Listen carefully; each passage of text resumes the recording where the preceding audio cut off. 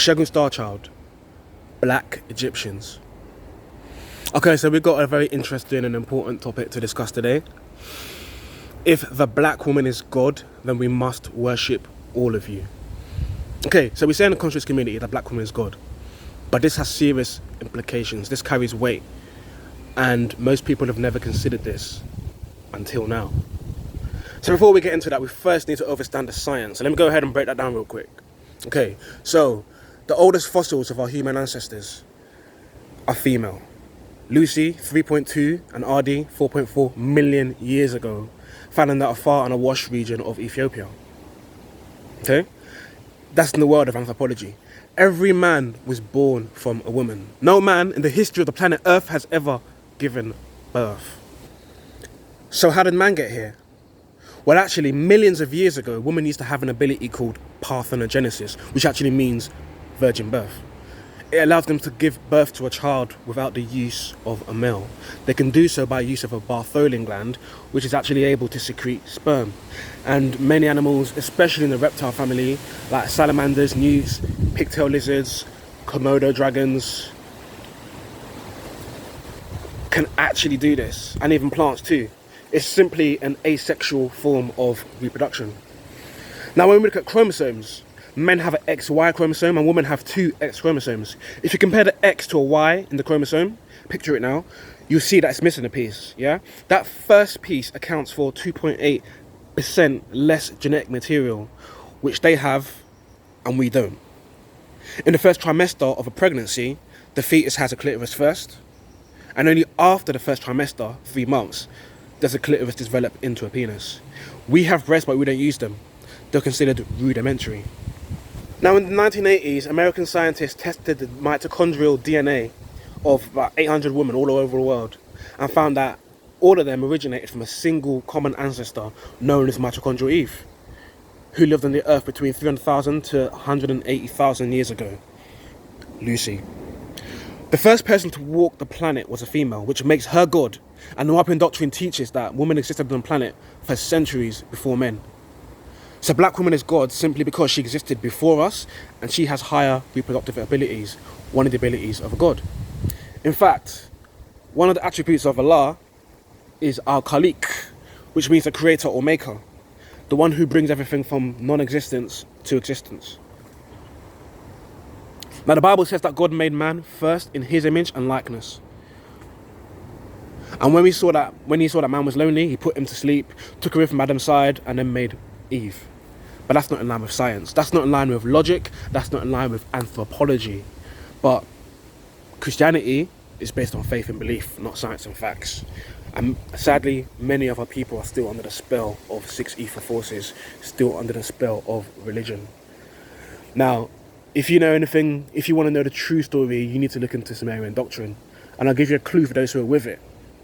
Enki and Ninti. Okay, so now we're done with the science, we can get into the real juice of the topic. Okay, so in the Bible, the very first commandment is, "Thou shalt worship no other God but me." God tells you clearly he's a jealous God, but we know that he is really a she.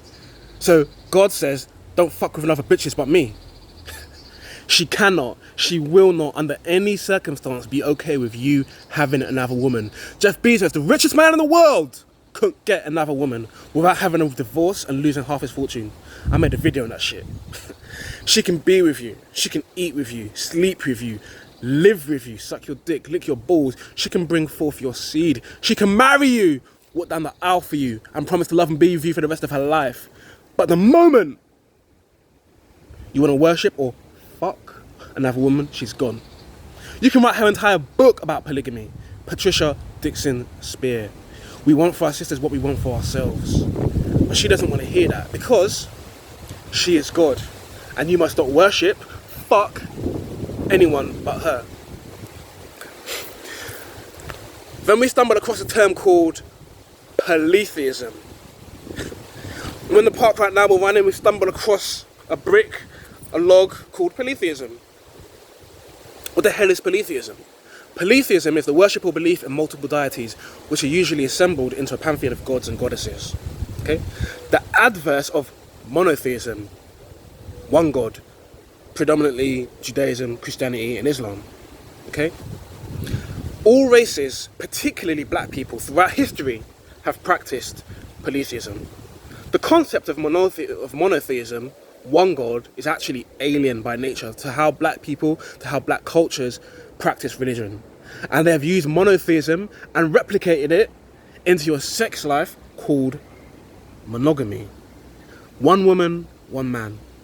You think the Hindus worship one and one God? Sorry, you think the Hindus worship one God? You think the Mayans or Aztecs worship one God? Even the Greeks, white man, had a whole bunch of gods. As conscious people, we gravitate towards Egyptology or Kemet, and as Nuwapians, we also study Sumeria and traditional African religions like Ifa. I just happen to be from Nigeria, so we're going to look at those three cultures: Egypt, Sumeria, and Yoruba, and see the gods they worshipped.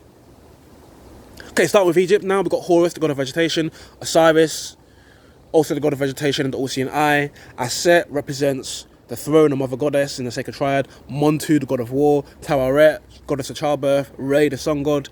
We've got Geb, the god of the earth. Nut, the goddess of the sky. Tahuti, god of divine words and sacred writings. Shu, air and wind. Ma'at, the goddess of truth, justice and righteousness. Then we've got Amun, king of the gods. Amun-Re, when he joined up with the sun god.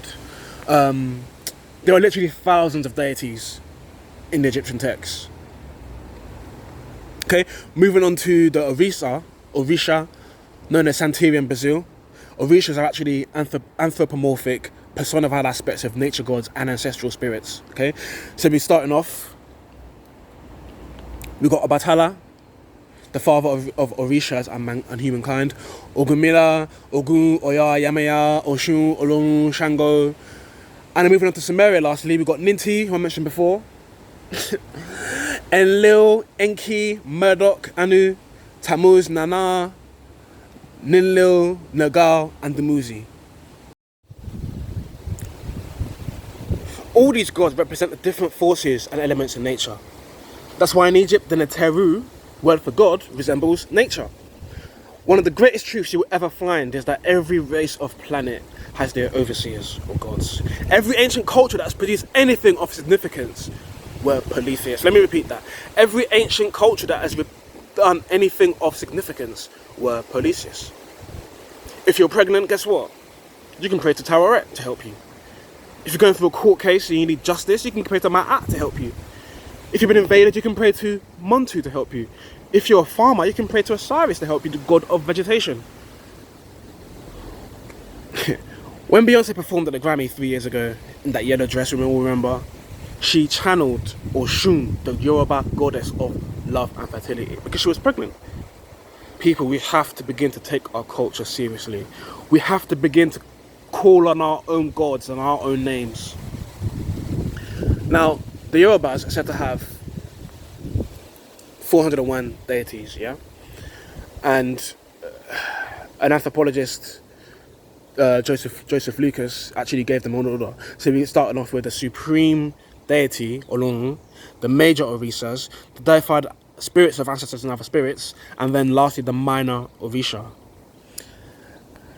Then we stumbled across a log called Umar Johnson, who says that every man has 4 types of women: a queen, a wife, a jump off, and a mistress. A queen, a wife, a jump off, and a mistress. Your bad gods have 4 groups of deities. Umar Johnson says every man has 4 types of women. Both parties saying number 4 of goddesses, girlfriends. Coincidence, maybe? I don't know. Then we stumbled across another log called Akhenaten, or Akhenaten. So in the 18th dynasty, Akhenaten was a pharaoh of ancient Egypt in the infamous Golden Era. He tried to outlaw polytheism by declaring Aten as the one true god. That was unheard of in ancient Egypt. People are trying to worship all the gods, as you do. I've given them to you: Osiris, Geb, Aset, Nut, Ma'at. Then this dude comes along and says you can only worship Aten. He's actually described as a madman. The Egyptian records describe him as a heretic, which is someone that goes against the general religious beliefs of that culture. That's how backward and crazy his thinking was.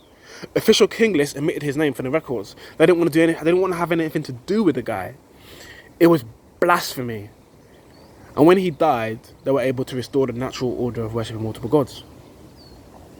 Think about that. In Egypt, everyone worshipped multiple gods. One guy comes along and says, "No, you can only worship one god." Well, in polygamy, everyone has several wives. One guy comes along and says, "No, you can only have one wife." Well, that's mad. Dead him. Not dead him. Just erase every record of him. Like, we don't want to know who you are, bruv. Okay, so look, we've been talking about God for a while now, yeah? But what actually is a god? A god is simply anyone or anything in control of other beings or things. When you look at the word God, it stands for Gomer, Oz, and Dubar. Wisdom, strength, and beauty. If we were able to give each one of these attributes to either male or female, wisdom, what do you think of when you think of wisdom? I think Tibetan monks, Indian sages, Greek priests, even Tahuti in our Egyptology was the god of wisdom in our doctrine. So wisdom goes straight to the man. Strength, men. I don't even need to explain it. And lastly, beauty, straight to the hand of the female. We're not even going to go here. Yeah? Now, during conception, it's the father who actually determines the sex of the child. Because women already carry two X chromosomes, like I said before. But whether the man's sperm has an X or Y chromosome during conception, that's what actually determines the sex of the child. Now here's where things start to really get interesting. They say in astrology, man is the sun, woman is the moon. A woman reflects the man's light. His strength, his vision, his beliefs. Now when you're around your girlfriend, you can feel that feminine energy. You're aroused, you're ready to go. So, there's a common saying, every dog has its day.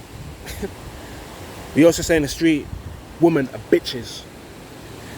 The days of the week are named after both planets and gods. Sunday, sun day. Thursday, Fool's Day, Thursday. Monday, moon day. Saturn's day, Saturday. Freya, Friday, Freya's day. We know our Ghanaian brothers and sisters name their children after their week.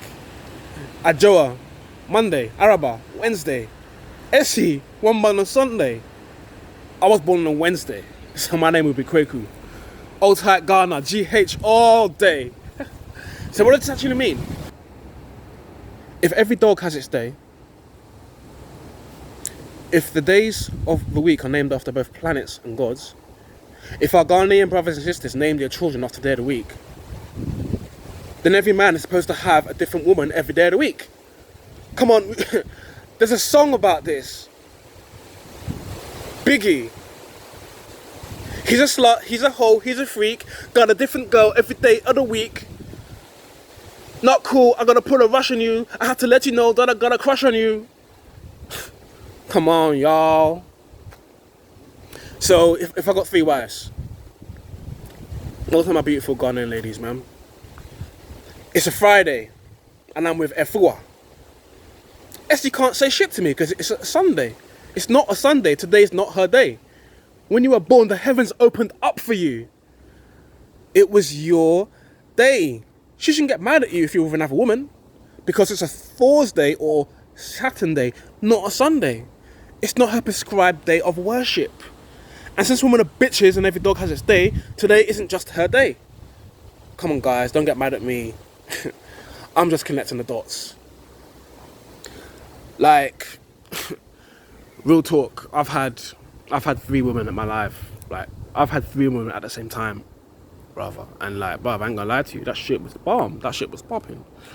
It's not even about sex, it's about the energy, bruv. You feel me? Each woman will give you a different level of energy. Each woman will give you a different vibe and chemistry. And we need that, bruv. Okay, so moving on. Some of you women are just so fucking amazing. Go on Facebook or go on Insta right now and we see all these beautiful women. Some of them are naked, fully clothed, don't really matter. Like their curves, their bodies, bruv. Like your jaw can literally be dropping. They are sexy as hell. And they deserve to be worshipped. I have no problem doing that. Men are paying women on OnlyFans just to see some ass. Don't tell me she ain't God when you're paying women on OnlyFans when you're going to a strip club. Come on, God. Come on, man. Look. A man will go on bended knee to beg a woman to marry him. Just like we go to church and bend our knee to pray to God, pray to worship and submit to the Most High. And then you also go on your knees to make a woman your wife. That's the ultimate proof that women are gods. But here's the flip side no one wants to talk about. A woman, God, can only be worshipped by many men. She can have thousands of likes, but only actually be worshipped or be sexually active with one man. Women are internal beings, so they're taking the sperm of a man. Sperm has been found inside women's brains. The more partners a woman has, she is less able to pair bond or be with a man for any significant amount of time. And she's more likely to suffer from mental disorders like schizophrenia, bipolar, multiple personality disorder, all this shit going on around here. From having too many semen, too many spirits, too many personalities of different men who have worshipped or come inside her. In the Bible, a woman is created to be a helpmate. Man is in the Christ, Christ is in the God, and man is the head of the woman. The Bible even says a wife is the husband's property. So what can we learn from this? Every woman has her own skill or passion. So in a proper polygamous household, each wife will have dominion over one particular area. One wife can be in charge of cooking, one wife homeschooling the children, both wives helping to run the family business and the general upkeep of the house. The Bible says a man cannot serve two masters. He will love one and hate the other. But a woman cannot love two men. She will love one and hate the other. It's only a man that can love unconditionally. So women aren't allowed to practice polygyny. It's just not in their nature. Black women are all up on social media, posting likes, getting thousands of likes. You got hundreds of guys sliding up on your DMs, paying you on OnlyFans, taking you out on dates. Men worship women. It's a fact. We're ready to worship you. We're ready to fuck you. Worship, as I've been saying right now, is equivalent to fucking. Because it's the ultimate form of worship. If you're a MGTOW red-pilled, you may have heard of Brefault's law, which states that the female, not the male, determines the condition of the animal family. In other words, women describe when things are going down, when it's getting popping. As men, we can have sex with 80 to 90% of women, right? So women are gatekeepers of sex and men are gatekeepers of relationships and marriage. Now, just like I worshipped Aten, who made everyone stop worshipping all the different gods in Egypt and worship the one god Aten, the same thing happened to us. We were polygamists, we had multiple wives, and it was not a problem at all. It's only when we got colonized and the white man came in and changed things up with Christianity, which he forced down upon us, then people stopped practicing polygyny. Then became a thing. It's suddenly this weird thing that if you believe in, then you're some kind of weirdo, but it was not a problem back in the day. Polygamy is the natural order of the African family structure. Polygamy is the natural order of the African family structure. And men have certain genes which make them polygamous. I made a video on that shit too. The world doesn't know polygamy, and black men have been doing polygamy since the beginning of time. So let me wrap this up. If women can only be truly worshipped by one man without spinning off into space or madness, and the science speaks for itself, if man is the sun and can attract up to 9 planets, and woman is the moon and she can only reflect the sun's light, if man can worship a man on any day of the week, but she has to rest on a Sunday for 7 days because of her period, if men determine the sex of a child because a woman can only reproduce herself female, if 2/3 of the attributes of God actually pertain to men, who really is God?